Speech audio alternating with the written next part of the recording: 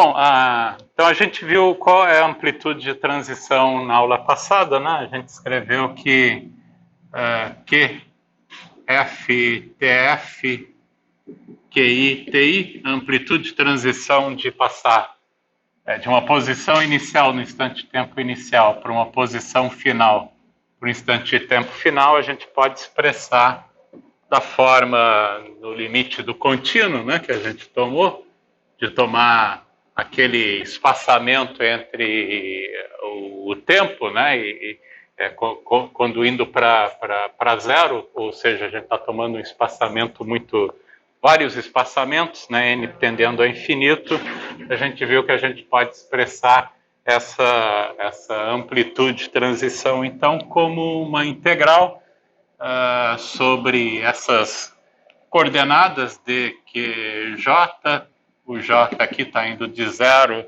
até o número, né, de espaçamentos que a gente deu, e mesma coisa, tem uma integral também nos momentos, né, e J aqui é igual a 1, J é igual a 0 até N de D PJ, tem um fator de constante de Planck aqui, não é H cortado, é só o H, que a gente estava trabalhando, e finalmente fator exponencial I sobre H cortado, somatória de J igual a 1, ou igual a 0, desculpa, até N, no número de espaçamentos que a gente deu, né?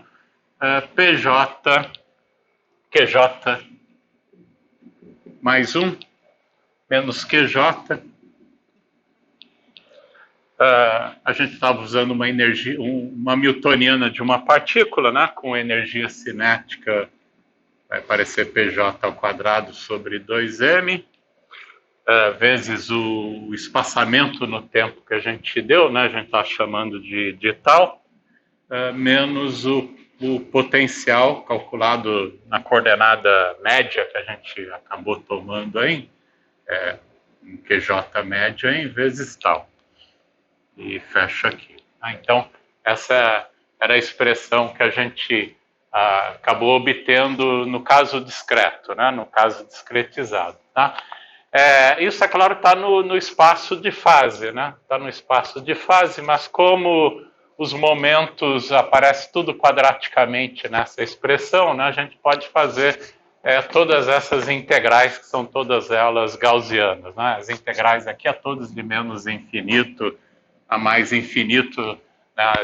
Essas integrais são todas gaussianas para a gente, então a gente pode imediatamente integrar nos momentos PJ aqui dessa expressão, tá? E obter uma expressão, então, só no espaço de coordenadas, envolvendo as coordenadas.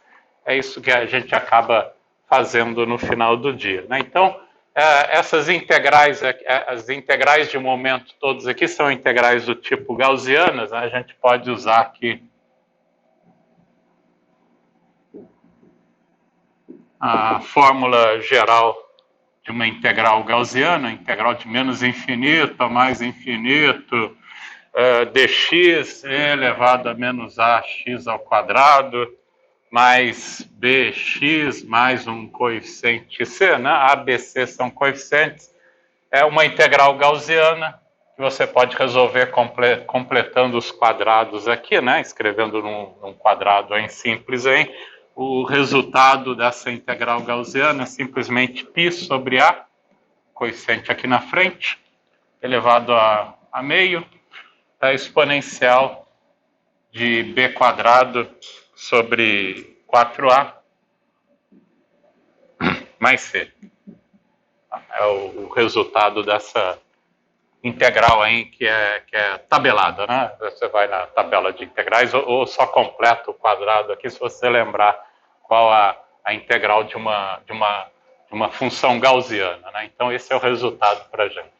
A gente pode aplicar isso exatamente então para fazer as n mais uma, né, integrais de momento linear que a gente tem aqui, né? Então, quando a gente aplica isso, né, se você pode identificar diretamente aí quem são os equivalentes aí dos coeficientes que a gente tem, né?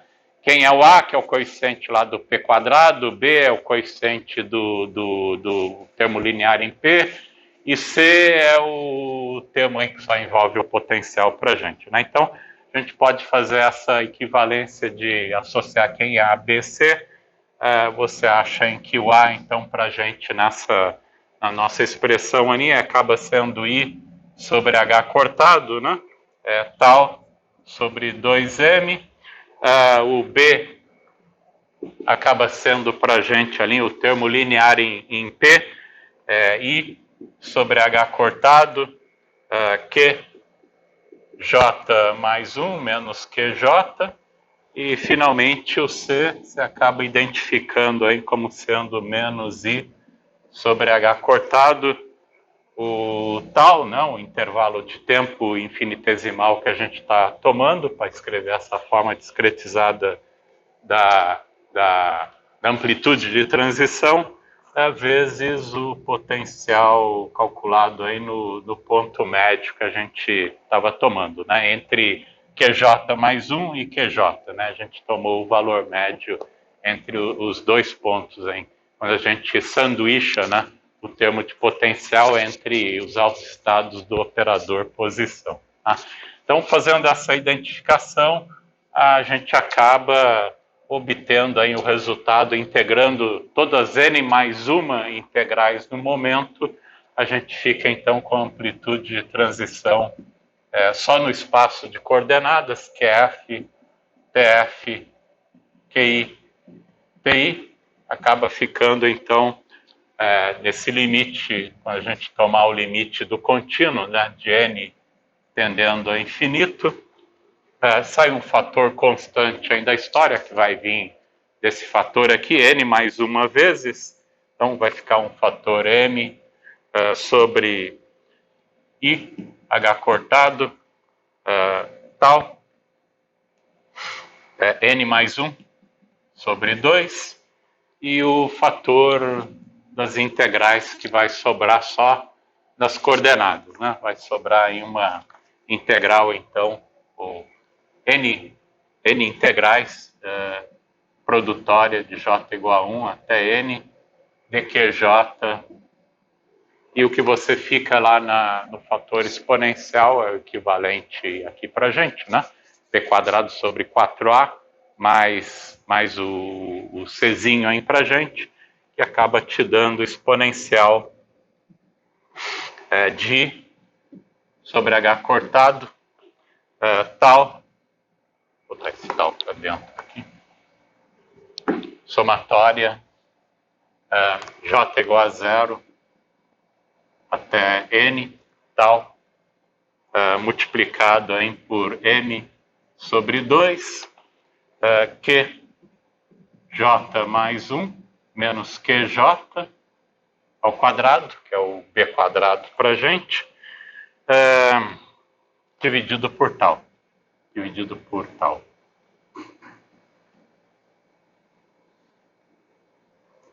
Menos o termo de potencial que vai vindo do Czinho para a gente, menos o V de QJ médio. Então, esse é o resultado que a gente acaba obtendo quando a gente faz as n mais uma integrações nos momentos aí discretizados, né? PJ, né? Só fica uma expressão no espaço de configurações, tá? Então, no limite agora, de novo, no contínuo, né? Quando a gente toma o n tendendo a infinito, o dtal para a gente é uma infinitesimal, é o tempo infinitesimal dt, né? A somatória acaba ficando, então, uma integral entre o instante tempo inicial e o instante tempo final. E aqui é m sobre 2, daqui é exatamente q ponto, né? Quando você toma tal indo para zero, é a derivada da coordenada, né? Ao quadrado, é a energia cinética, menos a energia potencial, que vai te dar exatamente a lagrangiana, né? Ou seja, a integral temporal da lagrangiana acaba saindo diretamente daqui, né? Então, no limite do contínuo, isso daqui fica simplesmente um fator constante para a gente, que é uma normalização, né? Então,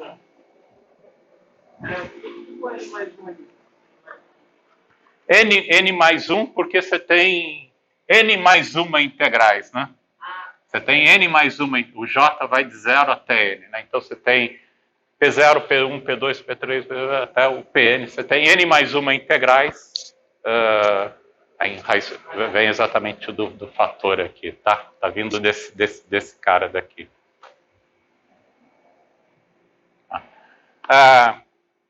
Com isso, né, no limite do contínuo, então, essa amplitude de transição acaba ficando, então, QF, TF, QI, TI, é um fator constante de normalização para a gente, e isso daqui acaba virando, então, uma integral, né, sobre todas as trajetórias que vai do instante-tempo inicial, né, na posição inicial, até a posição final, no instante-tempo final, né? Então, a gente denota essa como uma medida de integração funcional que você está integrando sobre todas as possíveis trajetórias que vai daquele ponto inicial até o ponto final, né?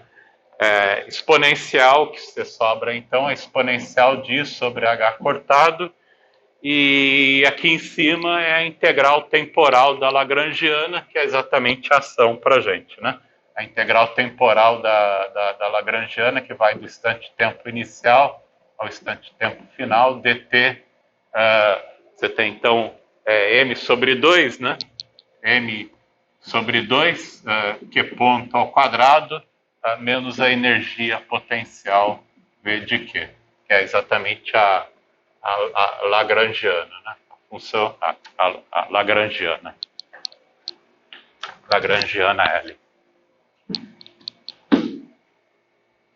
O que nos dá, então, a expressão lá de Feynman para a amplitude de transição, né? A amplitude de transição entre o estado inicial até o estado final é uma integral funcional, né? Você está integrando sobre todas essas trajetórias que vai desse ponto até aquele lá, o ponto final, G elevado aí a H cortado exponencial da ação.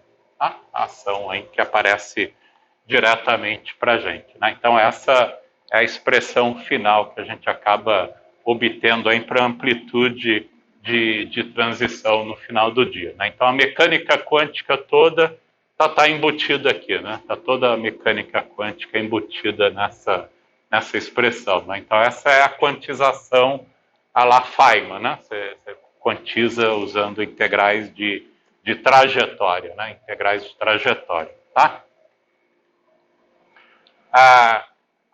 Isso daqui também, quando você estende a gente quer estender isso daqui para a teoria de campos, né? A gente tem que olhar um pouco mais, a gente está interessado, por exemplo, em calcular amplitudes de transição que vai de um vácuo até outro, por exemplo, né? Levando em conta, por exemplo, efeitos você pode ter produção de partículas, né? Em teoria de campos você tem partículas que são criadas, partículas são destruídas, né? Então a gente quer levar em conta exatamente esses processos para poder estender isso daqui de forma apropriada para teorias de campos, né? Então, se você imaginar a situação, né, vamos olhar para como se fosse uma condição de contorno, né? Lá no passado distante, né, onde tempo vai para menos infinito, né, no passado distante, você não tem nenhuma partícula no teu sistema. Eventualmente você pode ter partículas que são criadas por meio de uma fonte, por exemplo, que está criando partículas.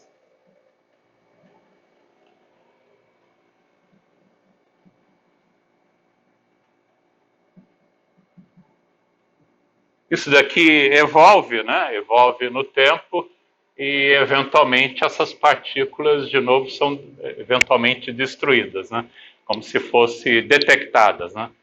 Você tem uma fonte, né, que cria, por exemplo, partículas e, eventualmente, elas são detectadas num detector, né? Então, essas partículas acabam sendo destruídas.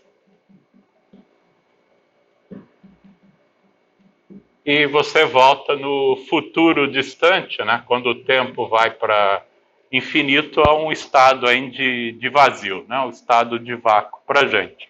Tá? Então a gente quer levar em conta exatamente esse procedimento e determinar no final do dia o que é essa amplitude de transição entre o passado distante, né, e o futuro distante, né, levando esse processo de eventual de criação de partículas e destruição de partículas. Tá?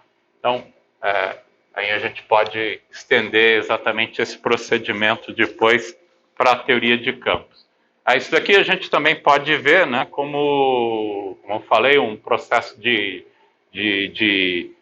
criação de partículas por uma fonte qualquer e elas caem num detector e são destruídas, né? Então a gente pode imaginar isso aqui como você tem uma determinada fonte que está produzindo essas partículas, né? Elas interagem por meio dessa fonte aí de produção e eventualmente elas caem no detector e são destruídas, né? Você pode olhar também, vamos imaginar aqui inicialmente no passado distante, né? Lá no passado distante, você joga o tempo bem no passado, você tem fonte é igual a zero, você não tem nenhuma partícula no teu sistema, eventualmente isso daqui entra em alguma interação envolvendo alguma fonte aí, então você tem uma fonte agora que está atuando no teu sistema, que é diferente de zero, que atua entre um tempo, qualquer o intervalo de tempo que a gente pode tomar aqui, entre um instante de tempo TI até um instante de tempo TI linha. E, finalmente, essas partículas caem num detector e são destruídas, tá? Então, aqui as partículas é o detector vazio, você pode imaginar como um detector vazio. As partículas entram em interação.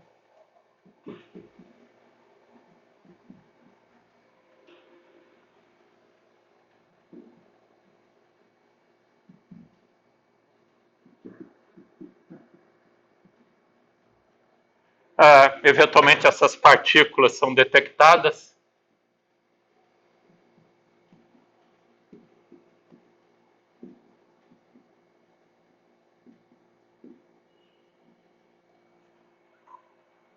Detector para a gente, né? E finalmente o teu detector está vazio, né? Volta a ter fonte igual a zero, né? O caso de novo, o detector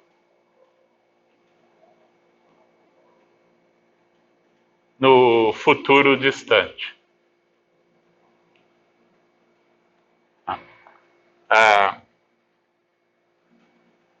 Isso aqui, onde as partículas são detectadas aí num instante de tempo qualquer, maior ou igual ao nosso TI linha, né? Então, onde está atuando essa fonte em específico, né? Onde essas partículas estão basicamente interagindo para a gente, né? Então, a gente quer olhar exatamente para esse processo e escrever essa amplitude de transição agora entre esses dois estados, né? Os nossos dois estados de vácuo aí. Tá? Então, a gente precisa modificar, né, de alguma forma a nossa ação aqui, exatamente para levar em conta esse processo de existir uma fonte no teu sistema, né?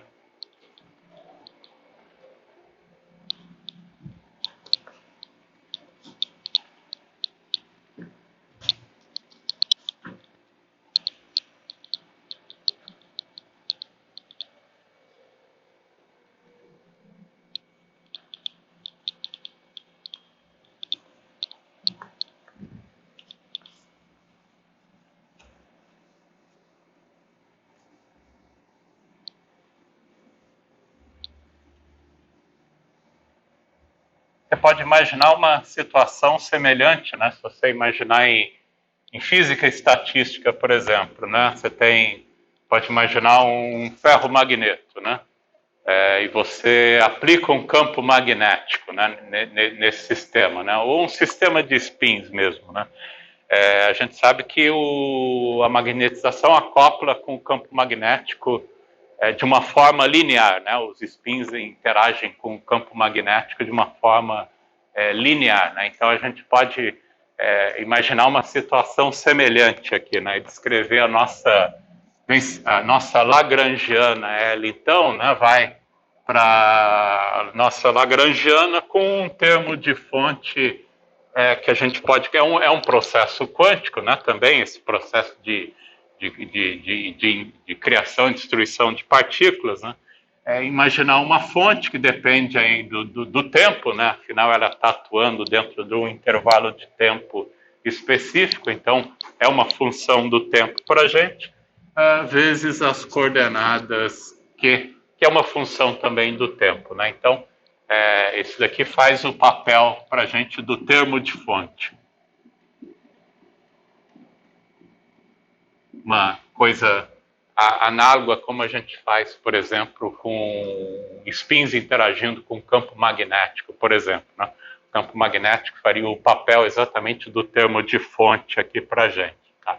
Então, se a gente reescreve a lagrangiana, né, na presença de uma fonte dessa forma, né, o que a gente quer calcular agora é essa amplitude de transição na presença da fonte.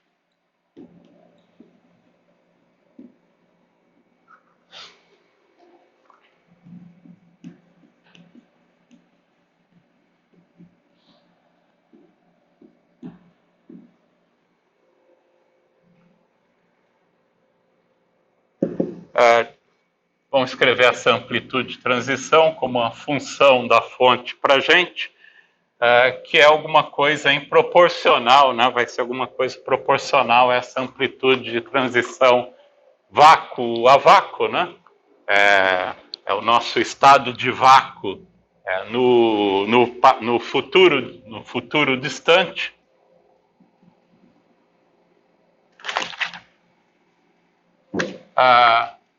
E o passado distante, né?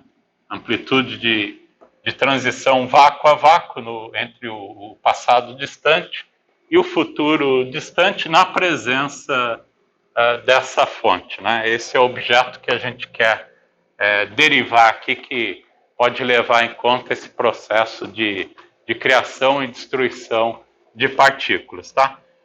Então, de novo, com as nossas condições de contorno, né? Vamos imaginar que a gente tem o eixo temporal aqui, né? A gente está tomando aqui, vamos tomar um tempo t suficientemente aí no passado e um tempo t' suficientemente aí no futuro, e essa fonte está atuando no intervalo de tempo aqui específico, né? Entre o instante de tempo ti e ti' para a gente. Então, nesse intervalo de tempo, você tem a fonte como sendo diferente de zero, e abaixo desse tempo a fonte é igual a zero, e acima desse tempo a fonte volta a ser zero, né? Para representar esse processo que a gente está tentando descrever aqui, né? Então, de novo, a gente pode escrever qual é a amplitude de transição, né, entre esses dois instantes de tempo, né, entre o passado e o futuro aqui para a gente. A gente pode escrever, vamos escrever o nosso Q', T', que é o nosso estado nesse ponto aqui, né, e sanduichado aí com o nosso estado nesse instante de tempo no passado, né, que na presença de fonte, né? Então isso daqui deve ser análogo que a gente escreveu, né? Modificando a nossa lagrangiana aqui na presença da fonte, então isso daqui acaba sendo a nossa integral funcional com um fator de normalização em qualquer integral sobre todas as coordenadas e elevado aí sobre h cortado da nossa ação, né? Agora a gente está integrando, então, entre esse tempo t até o instante tempo t', entre t e t', dt, da Lagrangiana, levando em conta o termo de fonte, né? H cortado, J, Q. Uma modificação da nossa Lagrangiana com o termo de fonte, tá? Então, de novo, a gente quer associar isso exatamente com essa amplitude de transição vácuo a vácuo, né? De vácuo a vácuo para a gente, tá? Partindo daqui, né, a gente também, agora a gente pode, a fonte só está atuando nesse intervalo de tempo, né? Fora desse intervalo de tempo, ela é exatamente igual a zero para a gente, né? Aqui a fonte, para t menor do que ti, a fonte é igual a zero, e para t maior do que ti, a fonte volta a ser zero de novo, né? A gente joga a fonte indo para zero para esses intervalos de tempo aí, que não estão entre ti e ti' para a gente, né? Então vamos dividir a nossa integral funcional aqui, levando exatamente esses diferentes intervalos de tempo, né? Então isso daqui a gente também pode escrever, né? A gente pode introduzir aqui uma relação de completeza apropriada, né? Uma vez que esses autoestados do operador posição formam um conjunto completo aí de autoestados aí, e uma relação de completeza associado a eles aí, a gente pode simplesmente meter entre um intervalo e outro aí exatamente uma relação de completeza, onde a fonte é exatamente igual a zero, né? Então, esse resultado aqui você pode escrever também, né? Essa amplitude de transição, a gente pode escrever como um dq', dq, o nosso q', t', meter uma relação de completeza aqui que vai desse q' até o nosso instante tempo ti' aqui.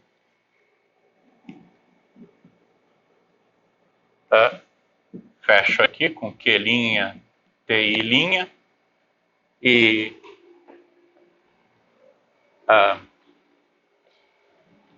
e vou, né, sanduíche com o outro estado.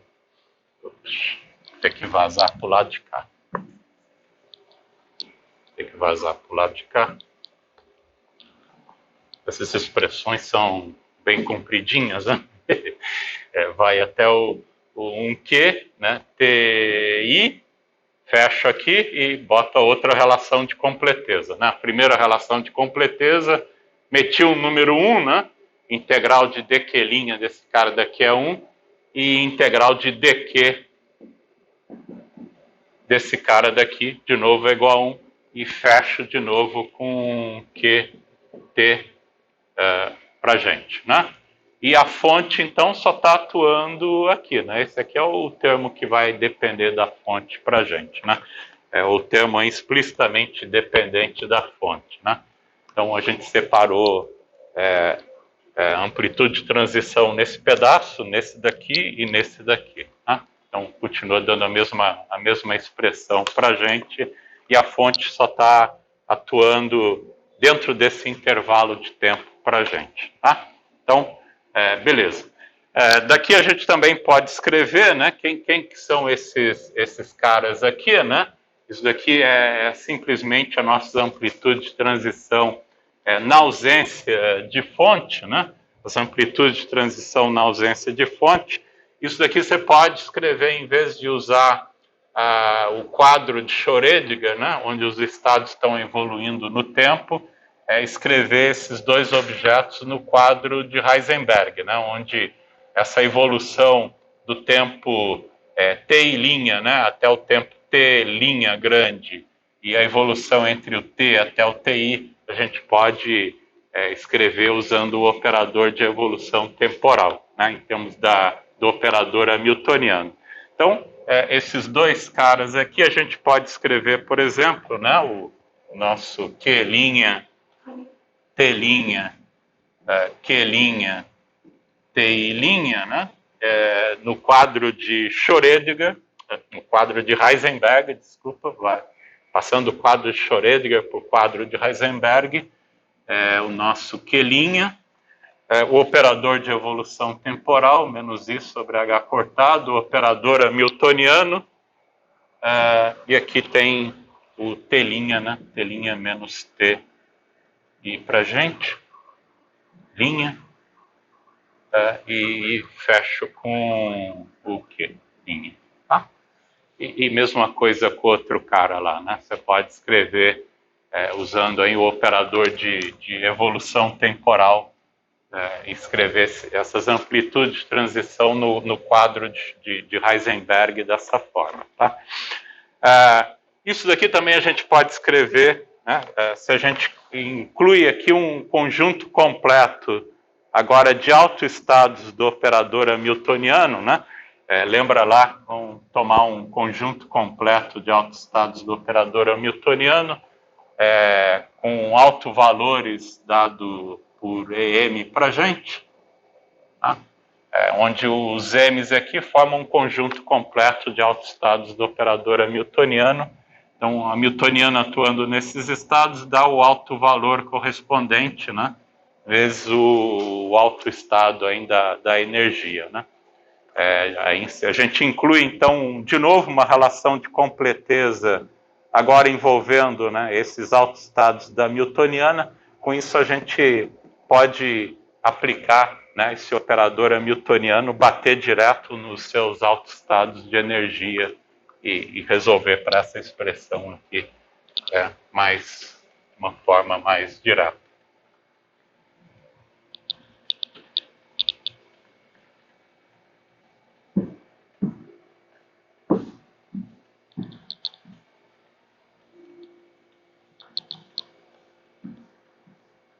Então, a gente está chegando na expressão daqui a pouco que a gente quer.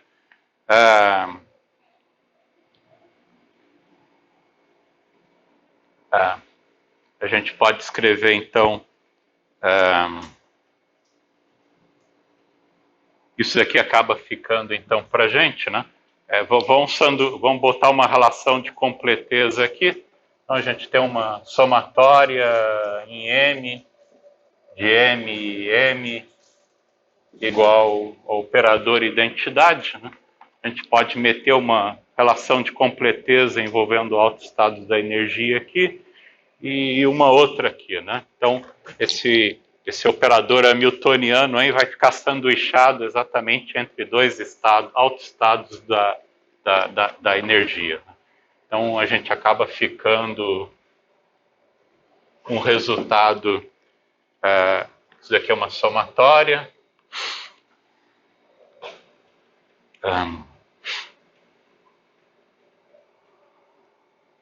somatória, como que eu vou escrever isso?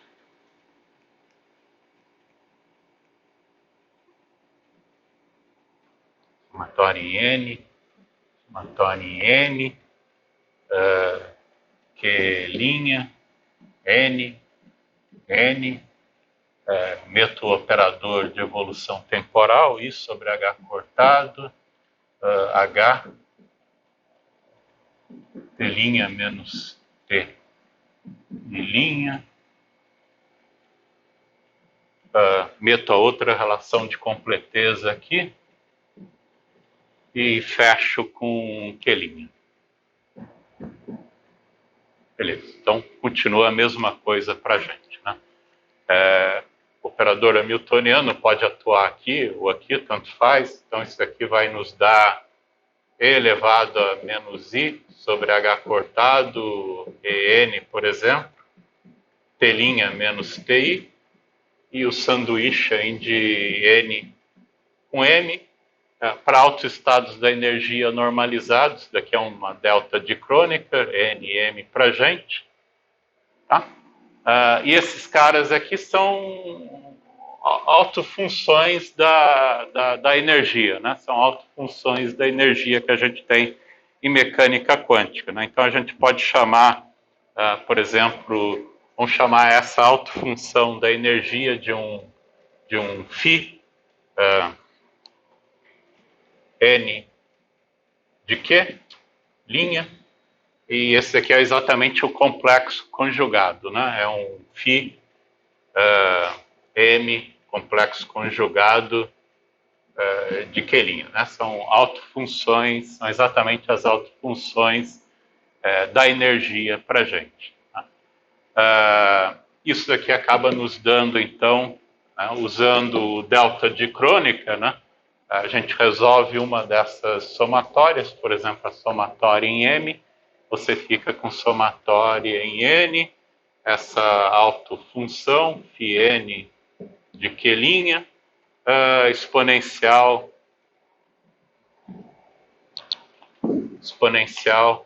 de menos I sobre H cortado, o alto valor da energia, P' menos TI, φn de Q', e o φ, o M vira N, né, com o delta de crônica, complexo conjugado, φ complexo conjugado, N em Q'. Tá? Então, cada um desses elementos aqui, você pode escrever exatamente dessa forma. Tá?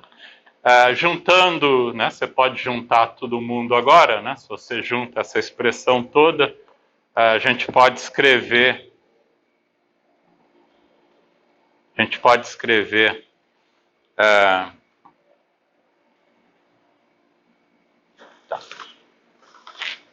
então isso aqui acaba entrando nesse termo daqui, e o outro é similar, né? Acaba sendo similar o outro termo que a gente tem aqui, né? Acaba sendo similar. Tá? Então a gente acaba ficando com, para a nossa amplitude de transição, a gente substitui esse termo daqui, e o equivalente, né? Aqui também, você acaba ficando com Q', T', Q, T, J, essa integral em dq,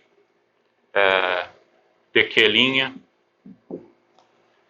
você tem uma somatória sobre esses altos estados de energia, M, que vem de um desses caras aqui, e a outra somatória que vai vir do outro cara aqui, né? Vou chamar de NM de novo. Você tem essas autofunções da energia,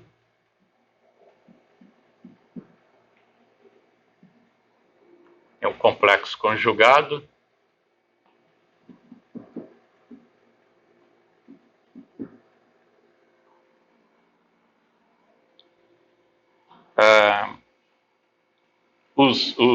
as exponenciais aqui de energia que vai aparecer, vem um termo daqui, né? E outro termo equivalente desse cara daqui. Então, isso aqui vai aparecer uma exponencial de menos I sobre H cortado, Tm, T' menos Ti. Eu troquei M por N, mas tudo bem. Vem esse sanduíche aqui, né? Vem o sanduíche, está lá. T', Ti, Q, Ti, que depende da fonte, é o cara que depende explicitamente da fonte, e o outro pedaço, né? O outro pedaço aí que vai te dar um outro autoestado da energia, da Fn, Q e T,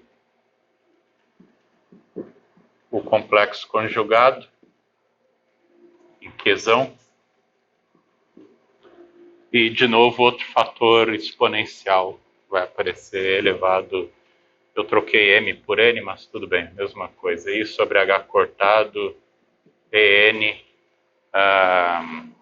TI menos T. T grande.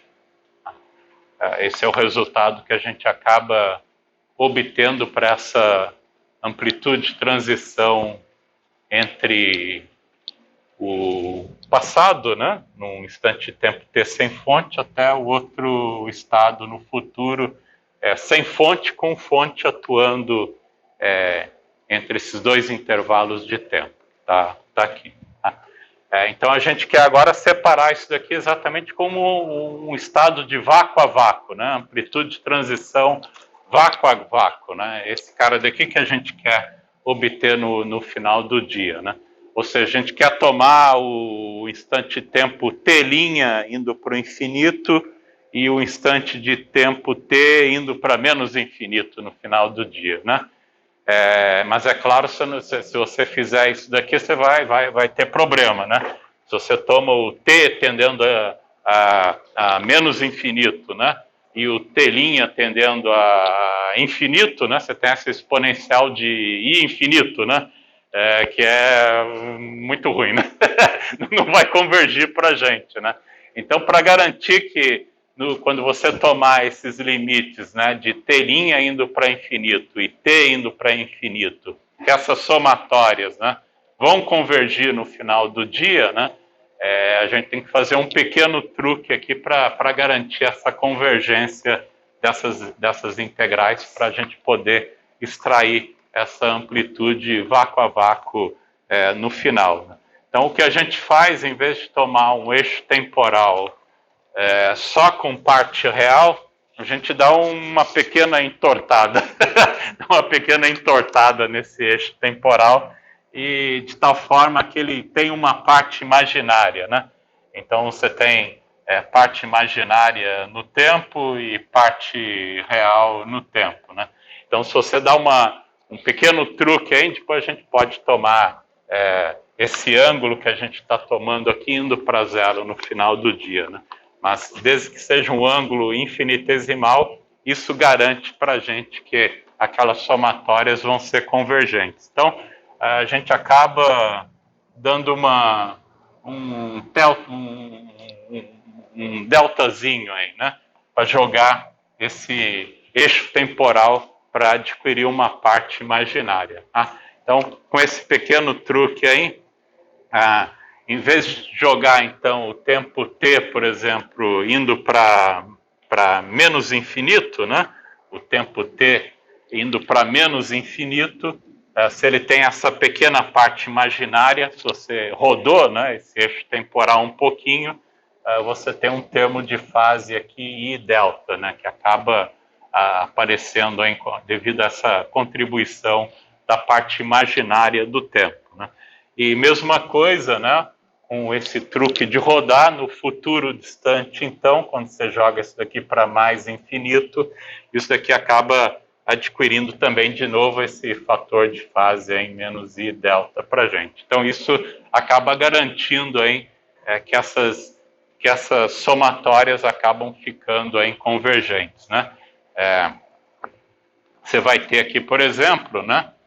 Se o tempo t' adquire esse pequeno fator de fase, você acaba tendo uma parte real negativa nessa expressão, e quando você joga o tempo t' indo para infinito, você tem uma exponencial negativa, isso garante que vai para zero, né? A somatória ela é convergente. Mesma coisa para esse cara daqui, né? Quando você faz esse pequeno truque, isso garante que você tem uma parte real, né? Uma parte real nessa exponencial aqui, né? Que de novo, que vai entrar com um fator negativo, e quando você tomar o tempo t indo para menos infinito, isso daqui, de novo, você tem uma somatória convergente, né? Então, com esse truque aqui, a gente consegue tomar esses limites de t' indo para infinito e t indo para menos infinito, e você ter essas somatórias convergentes, né? E isso seleciona também um único estado de energia, né? Claro que quem vai dominar aqui para a gente, né, é exatamente o estado de menor energia no final do dia, né? Quando você toma esses intervalos de tempo indo para infinito ou menos infinito, né?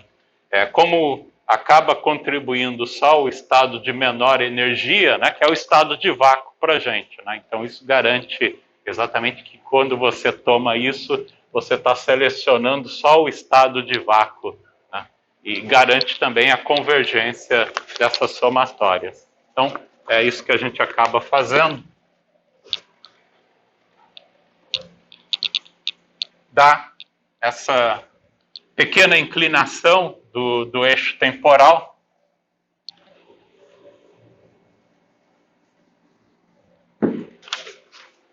Isso também equivale. Você podia também, você tem um outro truque de rodar completamente o eixo temporal, né?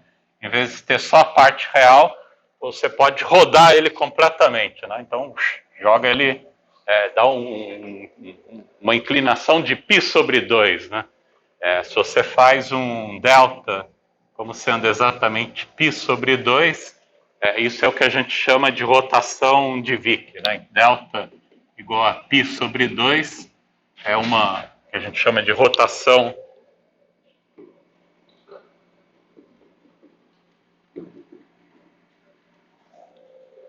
de Wick.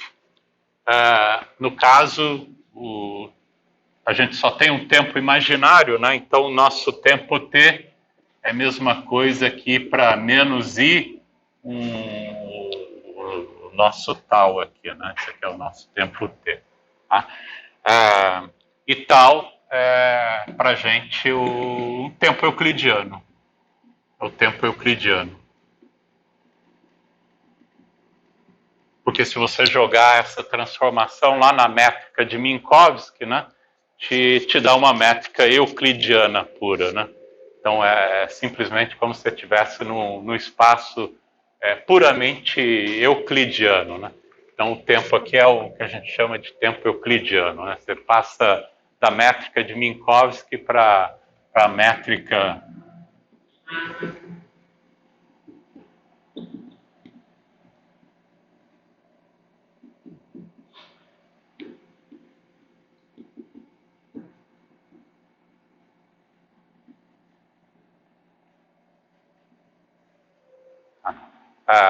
aí, de novo, você garante também a convergência dessas somatórias, né? Se você faz aquela transformação lá, vai aparecer menos simplesmente menos 1 sobre h cortado EM, né? Os tempos euclidianos aqui, e mesma coisa que vai aparecer menos, né? 1 sobre h cortado EN, tempo euclidiano. Quando você jogar esses tempos euclidianos aí para mais infinito, menos infinito, as exponenciais são automaticamente negativas, então automaticamente você garante a convergência dessas integrais, né? Então essa é uma outra forma de fazer isso, né? Em vez de trabalhar no espaço de Minkowski, a gente poderia estar trabalhando diretamente no espaço euclidiano. Isso já garante também a convergência dessas somatórias quando você tomar os limites assintóticos aí no tempo. Tá? E finalmente, então, né, isso garante que só os estados de menor energia acaba contribuindo, né? Os outros estados de maior energia vão para zero muito mais rápido, né? Então, isso seleciona para a gente só os estados no final do dia, hein? Que são os estados de menor energia, né? O estado de vácuo para a gente nesse procedimento, né? Então, nesse limite aí de t indo para menos infinito elevado a menos e tal, t mais infinito elevado a menos e tal, esse negócio aqui acaba nos dando exatamente a amplitude de transição vácuo a vácuo para a gente. Tá? Então, se você volta aqui, toma esses limites, então, de limite, agora quando esse t' vai para mais infinito, elevado a menos i tal, e t vai para menos infinito elevado a i tal, e tal.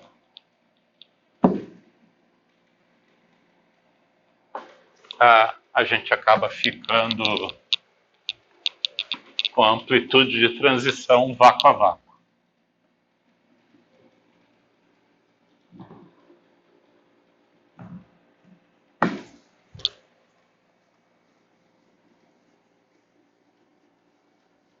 Onde quem domina é exatamente o estado de vácuo naquelas somatórias. Tá?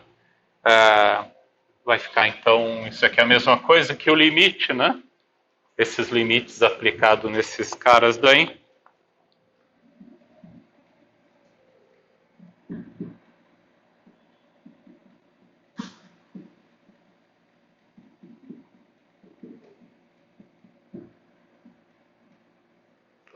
Esse negócio todo, hein? Integral de dq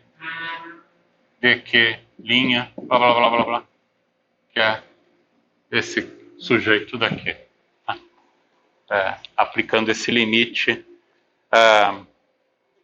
que a gente pode escrever explicitamente. Então, vai te sobrar dq linha, blá, blá, blá, que vai te dar, então,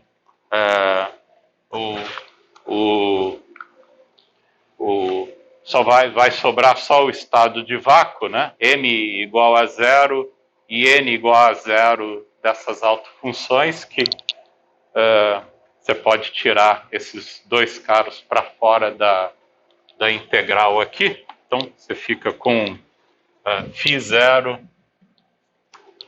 de Q' grande, que pula fora da integral. Na somatória já foi para o espaço também, só vai contribuir o estado de menor energia, o estado fundamental ou de vácuo, vezes o φ complexo conjugado, né?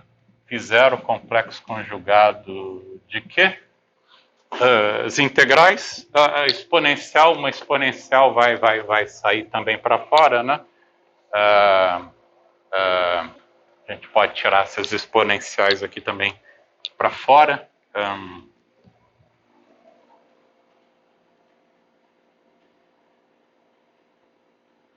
gente pode tirar exponencial, uma e elevado a menos i sobre h cortado. Só vai contribuir o estado de menor energia, o estado fundamental, t' menos t, tirar esse cara para fora, multiplicado por essas integrais dq linha, tem um φ0, o φ0 de Q linha, complexo conjugado, e o φ0 de Q, né? Sobra um φ0 complexo conjugado de Q,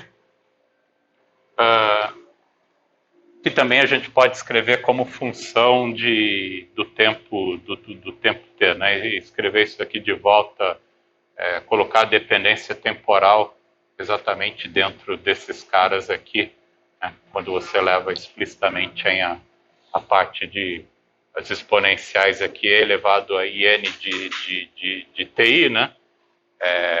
Eu apaguei a expressão, né? Um deles corresponde ao Q e o outro corresponde ao... O outro fator aqui corresponde ao Q' para a gente, né? Ou é o contrário. Na verdade, eu tinha que ter um T' aqui, né? Esse aqui é o T' para a gente aqui. Eu esqueci um T' aqui. Esse aqui é o T', desculpa.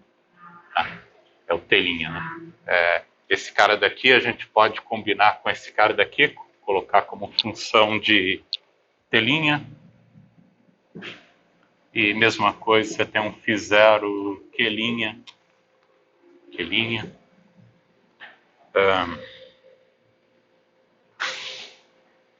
φ0 de Q, TI, e finalmente entra a nossa amplitude de transição Q', T e linha Q, TI, que depende da fonte. Podia fazer um sanduichinho mais bonito aqui, sanduichar esse cara daqui com φ, né, como a gente escreve em mecânica quântica, sanduichado entre as duas funções de onda aqui para a gente, que TI. Pronto. Fica...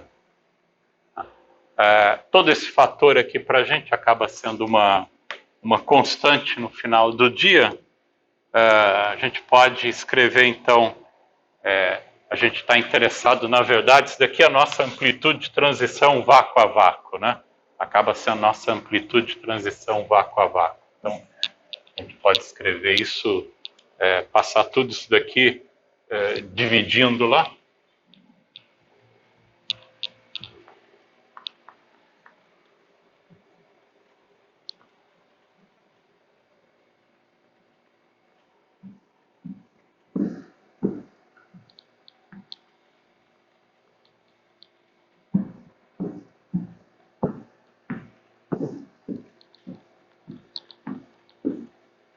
Então, a gente pode escrever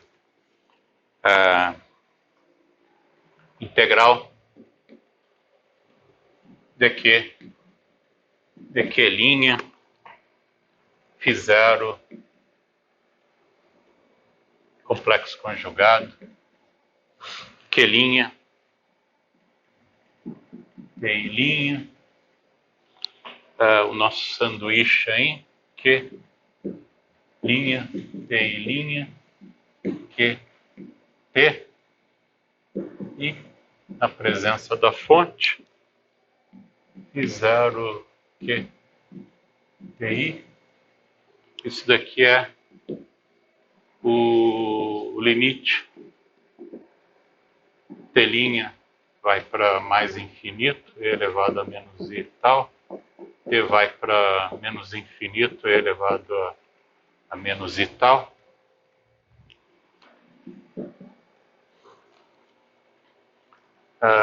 Desse cara, Q', T', Q, T, dividido por esse fator daqui, né? Esse fator todo, φ0, Q', φ0 complexo conjugado Q, exponencial, menos i sobre h cortado, dn, E0, T' menos T. Ok.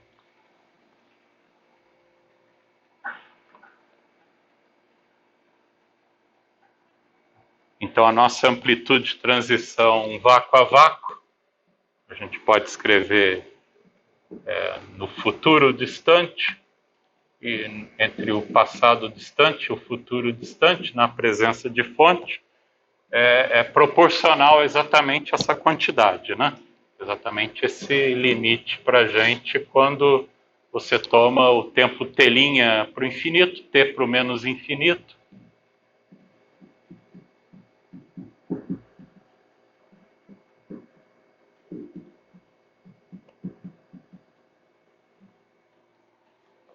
De Q', T', QT, a presença de fonte, com esse cara daqui exatamente escrito dessa forma, né? A gente pode expressar então quem é o Q', T', Q, T na presença de fonte. Para a gente, algum fator de normalização no final do dia. Isso daqui, de novo, é uma integral funcional, como a gente tinha escrito anteriormente, né? Era a integral funcional, integrado sobre todas as coordenadas, no caso, aí, nosso Qzão para a gente, elevado a i sobre h cortado entre T', T e T', dt, da Lagrangiana, é uma função de Q ponto, mais h cortado, termo de fonte vezes a coordenada, que é o objeto que a gente estava trabalhando, né, sem jogar os tempos, indo para menos infinito a mais infinito. Né? Então, esse cara daqui é simplesmente a nossa própria integral funcional. Tá? A gente também pode fazer esse truque aqui, né? A gente tem uma outra forma de realizar esse truque aqui, de garantir, né? No final do dia, a gente quer que essa integral funcional seja convergente, né? Quando a gente toma o t indo para menos infinito e o t tendendo para mais infinito, né? A gente quer estender isso daqui de menos infinito a mais infinito, né? Então, para garantir que essa integral, né, acaba sendo convergente, é claro que esse termo exponencial aqui tem que ser exponencial de alguma coisa negativa, né? Então, uma forma também outro truque equivalente de realizar a mesma coisa aqui para a gente é modificar exatamente a lagrangiana aqui de tal forma que você adquira explicitamente um termo de exponencial negativa, né? Quando você tomar esses tempos indo para menos infinito a mais infinito. Então, a nossa amplitude de transição vácuo a vácuo acaba ficando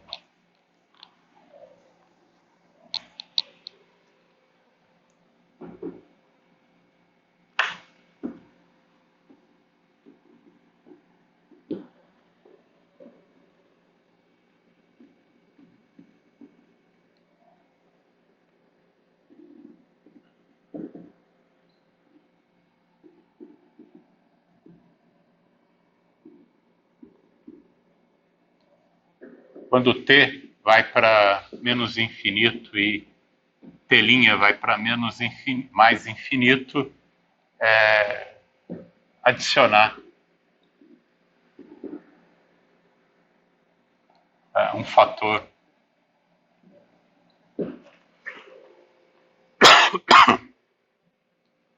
i epsilon q quadrado sobre 2. É a mesma coisa se estivesse modificando o termo de massa, né? O termo de massa na lagrangiana para essa partícula. Né?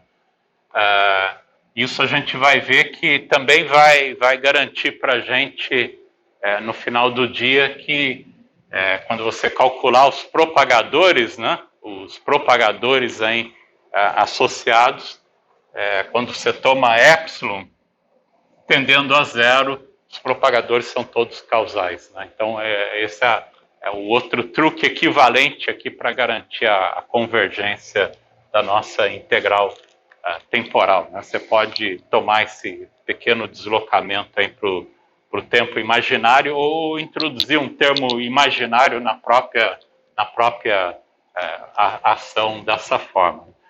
De tal forma que aquela amplitude de transição vácuo a vácuo dependente da fonte acaba ficando, então, uma integral funcional dq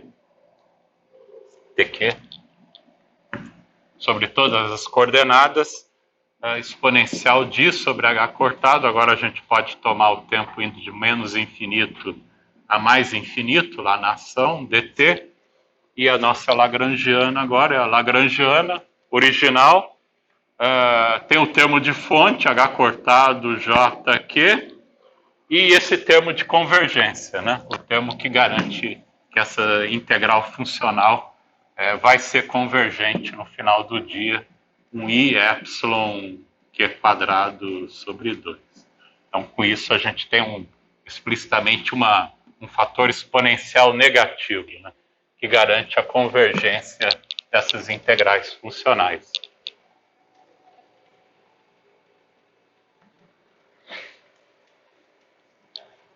Daqui a pouco a gente vai ver exatamente o efeito desse fator, né? Qual a interpretação dele no final do dia para a gente. Né? E no final a gente toma o epsilon tendendo a zero, né? O epsilon tendendo a zero do lado positivo, né? Do lado positivo, quando se aproxima do lado positivo do zero. Vamos ver algumas propriedades. Então, isso aqui faz o papel da nossa amplitude de transição vácuo a vácuo. Né? Isso aqui é a nossa amplitude de transição vácuo a vácuo. na presença de uma fonte J. Né? Acaba sendo representada por essa integral funcional. Tá? Isso também é o que a gente chama de funcional gerador. Funciona como uma espécie de funcional gerador das funções de Green.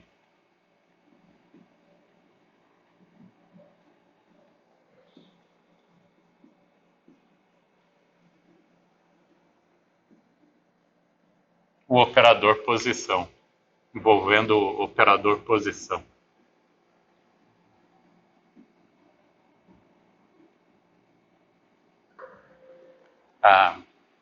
Então, olhando para algumas propriedades desse objeto, né, dessa amplitude de transição vácuo a vácuo,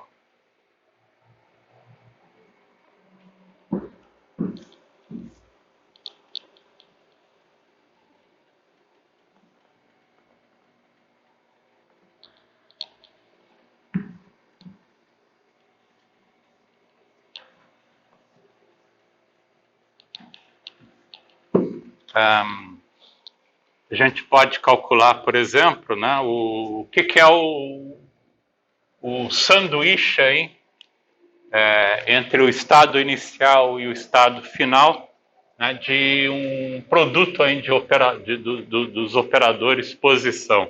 Então, se você tem um objeto desse tipo, né, QF, TF, e botar aqui por exemplo, um Q, né, o operador posição, num instante qualquer TJ, o operador posição no instante qualquer TK, e fecha aqui com QI, TI. Né? O que é esse objeto aqui para a gente? Né?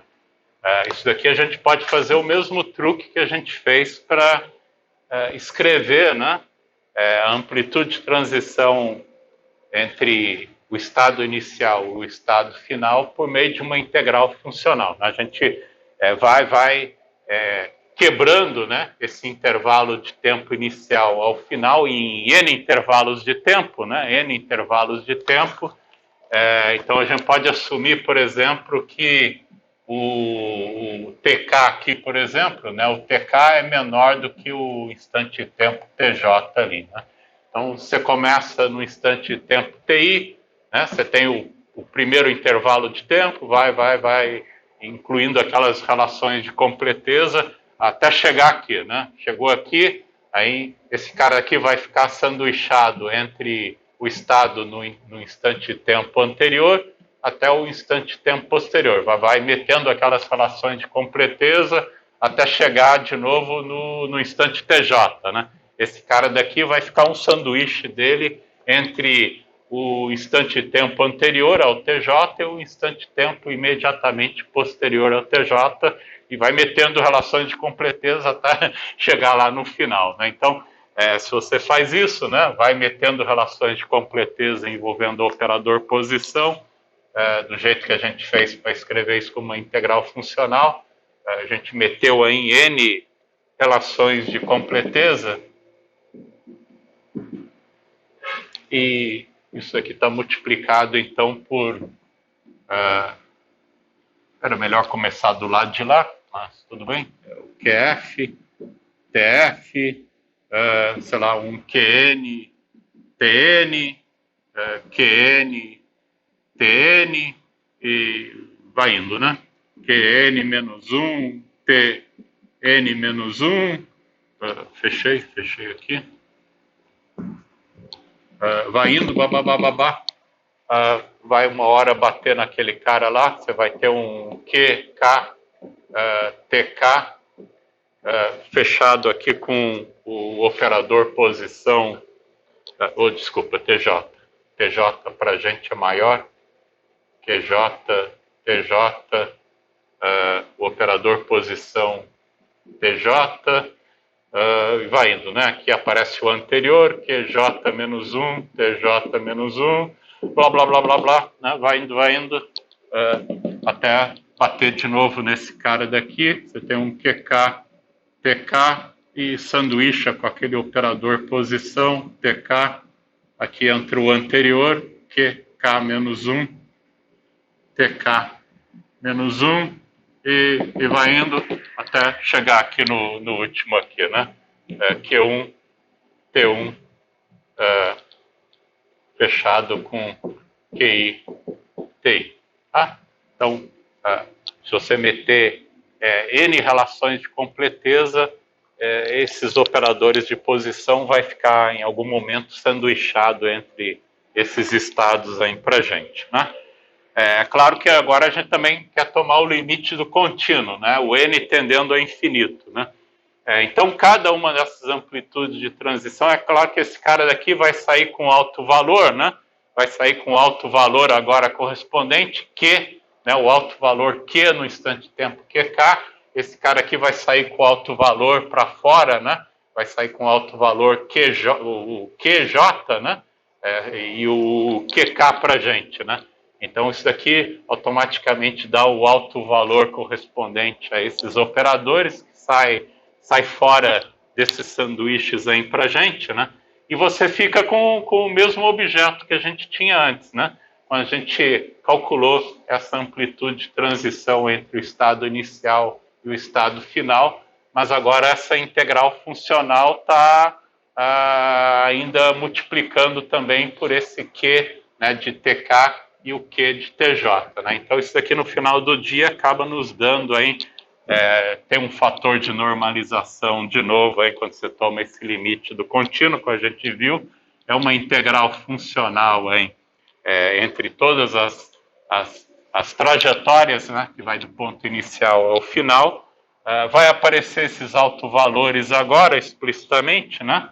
Um Q de TJ e um Q de TK, né? Que quando bater aqui sai com alto valor correspondente, bateu aqui, saiu com alto valor, e a exponencial que a gente já tinha, né? Exponencial disso sobre H cortado da ação, né? Integral que vai de TI até TF dt da Lagrangiana, né? Que é uma função de Q e Q ponto para a gente, tá?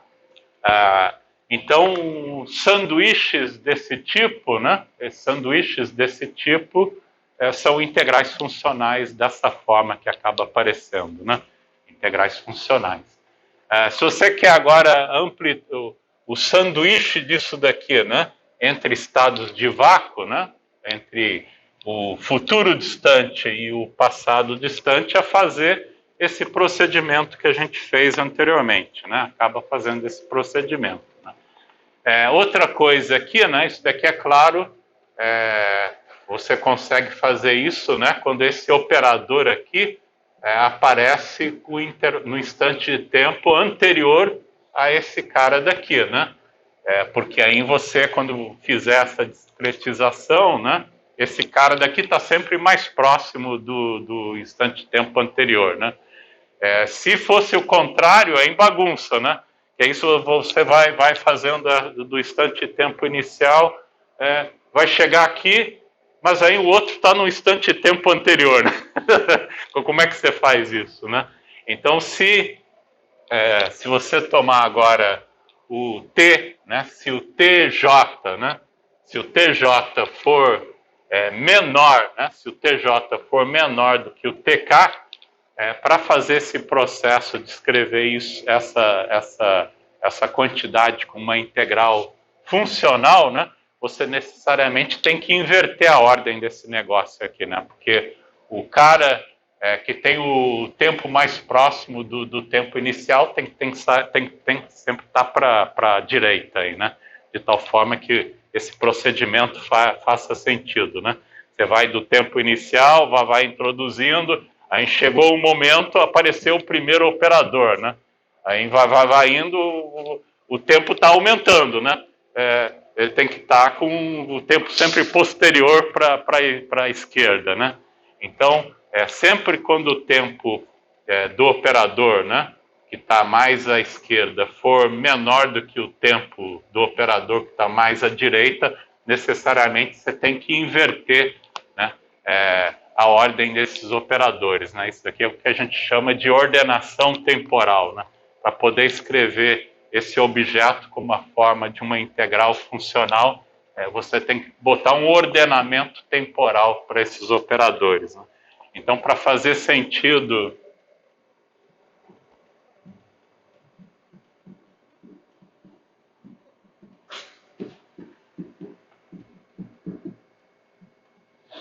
esse procedimento de fazer a integral funcional, a ordem dos operadores tem que ser invertida.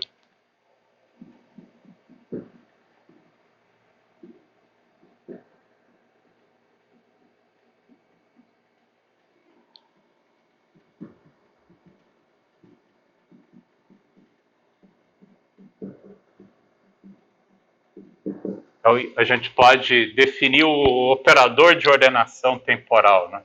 A gente define um operador de ordenação temporal que faz exatamente esse processo.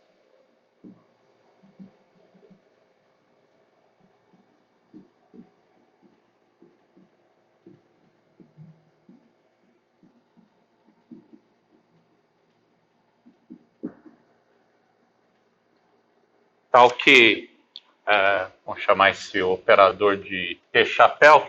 Então, se você tem um operador qualquer, T1, B, T2, isso daqui vai nos dar simplesmente o A de T1, B de T2. Se o T1 for maior do que o T2, e caso contrário, você inverte a ordem, né? Ele inverte a ordem dos operadores. T2 a T1, no caso que T2 for maior do que T1. Isso joga, então, os operadores que estão mais avançados sempre para a esquerda, né? E os operadores mais atrasados sempre para a direita, de tal forma que você sempre pode escrever, agora para esse cara daqui, exatamente uma integral funcional, né? Quando você chegou na integral funcional, não interessa mais a ordem aqui para a gente, né? Isso aqui é tudo quantidades clássicas para a gente, né? Mas para partir daqui, para chegar aqui, necessariamente você tem que ter esse ordenamento temporal. Senão não faz sentido a coisa.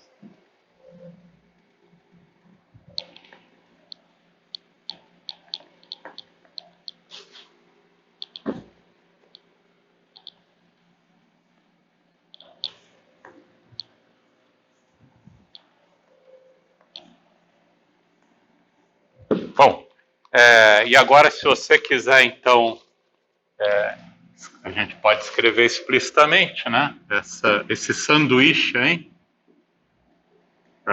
Não importa a ordem desses tempos TJ e TK, né? Se você está com o operador de ordenação temporal, automaticamente garante que esses objetos vão sair ordenados, né? De forma apropriada.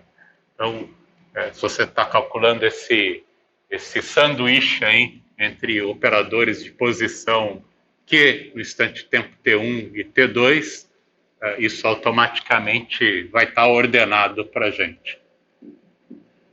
Com a ordenação apropriada, isso daqui então é sempre uma integral funcional sobre todas essas coordenadas de Q, T1, Q de T2 exponencial de sobre H cortado entre TI, TF, PT da Lagrangiana, uma função de Q ponto, né?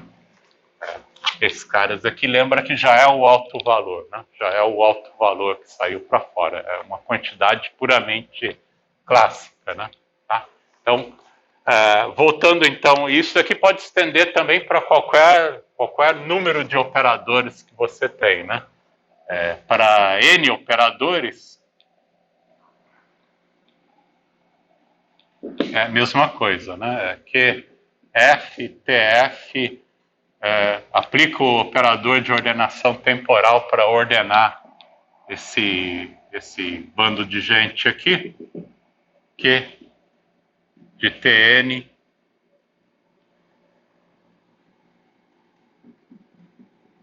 Isso aqui de novo, para a gente, n integral de Q de T1 são os autovalores até Q de Tn exponencial de sobre H cortado de Ti dtf dt lagrangiana de Q ponto. Então, isso daqui estende para qualquer número de operadores que você tiver sanduichando aí. Tá? Voltando lá na nossa expressão da amplitude de transição vácuo a vácuo, né? Então, se a gente volta...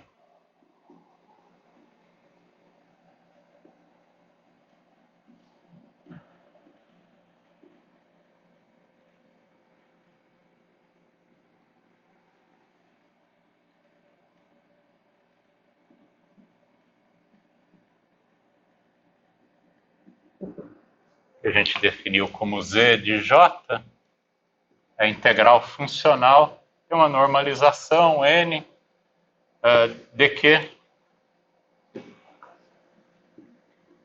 exponencial de I sobre H cortado, a integral de menos a infinito, né? Menos infinito a mais infinito, dt da Lagrangiana, o termo de fonte, H cortado, J, Q, né?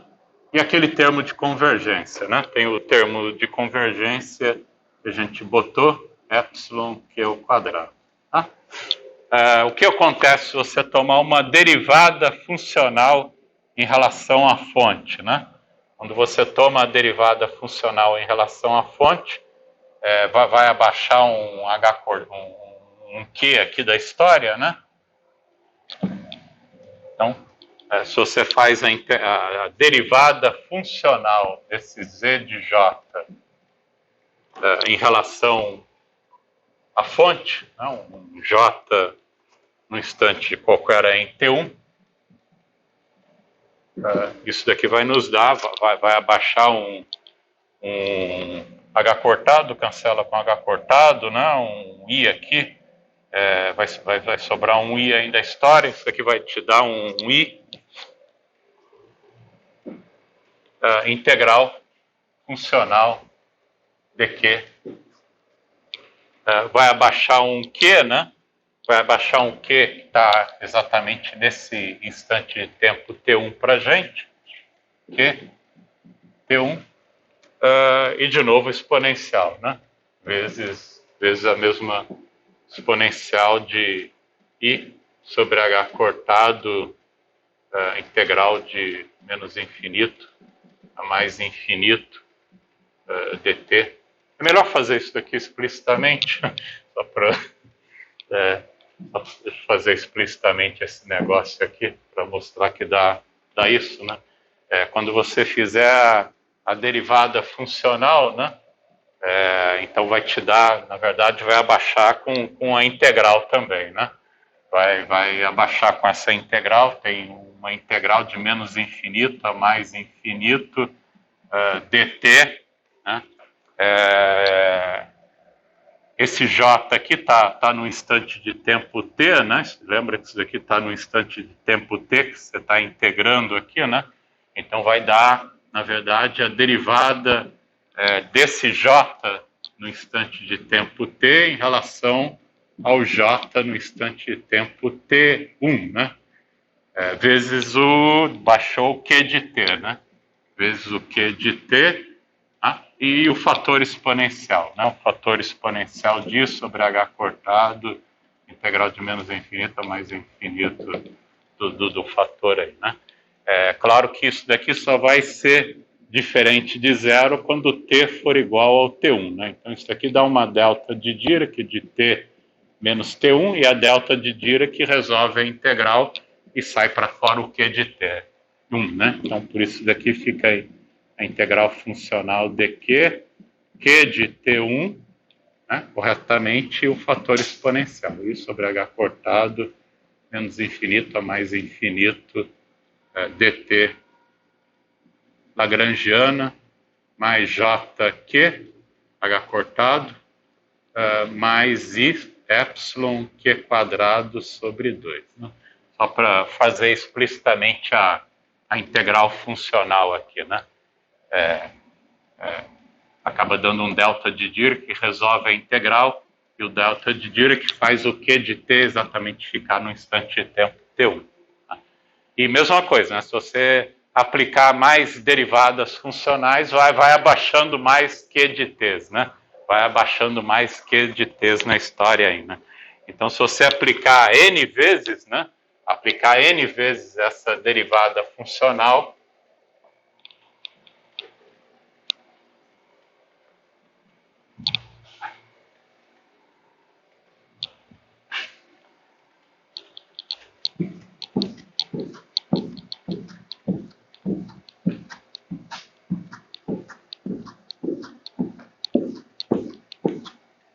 então, se você aplicar n vezes essa derivada funcional,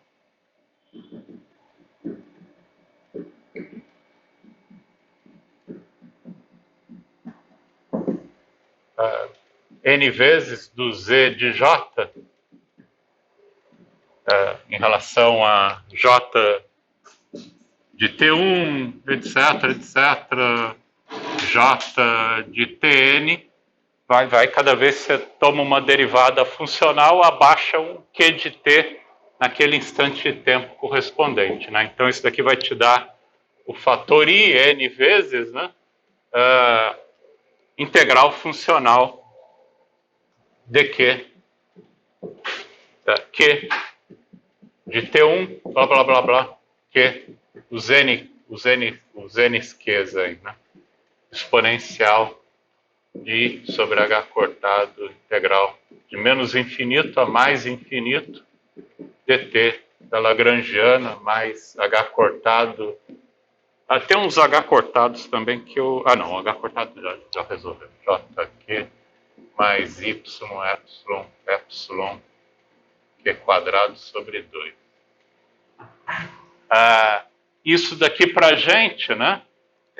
Exatamente, se a gente faz a analogia aqui com o que a gente estava escrevendo, né? É exatamente essa amplitude de transição, mas agora entre os estados de vácuo, né? É exatamente essa amplitude de transição, mas entre os estados de vácuo. Tá? Então, essas n derivadas funcionais para a gente acaba sendo proporcional a i elevado a n, né? Amplitude de transição vácuo a vácuo, afinal de contas, o z de j a gente viu que corresponde exatamente à amplitude de transição vácuo a vácuo na presença de uma fonte.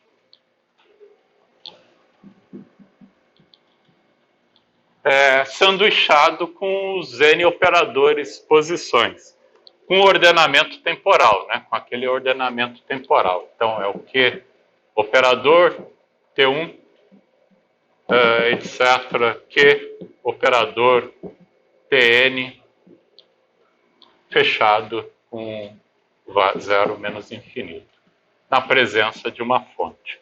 Tá?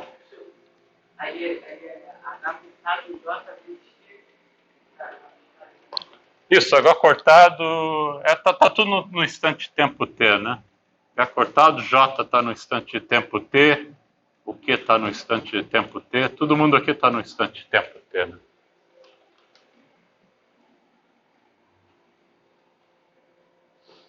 E mesma coisa, né? A Lagrangiana é o Q no instante de tempo t e o Q ponto no instante de tempo t. Então, só que o maneira da propriedade do quando você aplicar a derivada funcional, né? Vai abaixar esse cara daqui, né? O J vai... Então, abaixa, mas... Aí você igual ali embaixo por T1, J aqui. T1, J aqui. Ali embaixo. Ali é T1, J aqui. Ali na exponencial, integral. T1, J aqui. Não, aqui a exponencial continua quieto, né? Não, sim, mas tem o T1, ali é a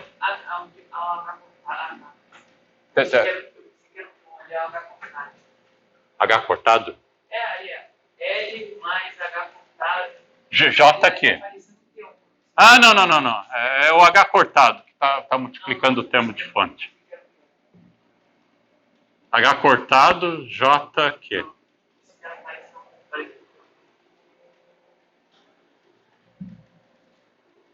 Tá? Então, cada vez que você toma uma derivada funcional... Então, por isso que a gente chama funcional gerador, né? É o funcional gerador dessas funções de N pontos, né?